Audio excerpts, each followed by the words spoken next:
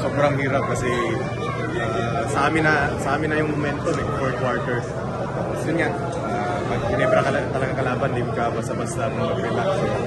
Sabi din namin turnovers, miss free throws, kaya nakaka. So, kamusta lang yung pagdidepensa mo kay Justin? Medyo successful na naman Justin is Justin talaga eh. Grabe yung ginawa ni Justin. Pero may mga instance kasi na may open shots siya eh. Yun yung sayang eh. Okay sana kung 1-on-1, 1-on-1. Kaso lang may mga mali pa rin kami sa game plan. May mga open shots siya na hindi siya napapagod. Gano'n lang ako siya kasi kanina parang kayo na sa EPC na Brandon at nailayama siya. Sobrang crucial ni Brandon kasi kailangan talaga namin siya eh. Rebound, depensa. Siya ngayon depensa ni RJ, di ba? So, na-injured pa. So, ganun talaga yung buhay. kasi down na kayo before 3-2.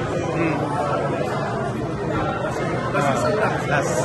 Yung kumusta yung kanina dahil isip nila ba yun nangyari dito sa Oo, galing din kami ganito, no? Dati na 3-2. Pero basta trabahoin lang namin, walang posible kasi hindi pa naman, sabi ko na nga, unang makaapat eh, sa tatlo pa naman, so may chance pa.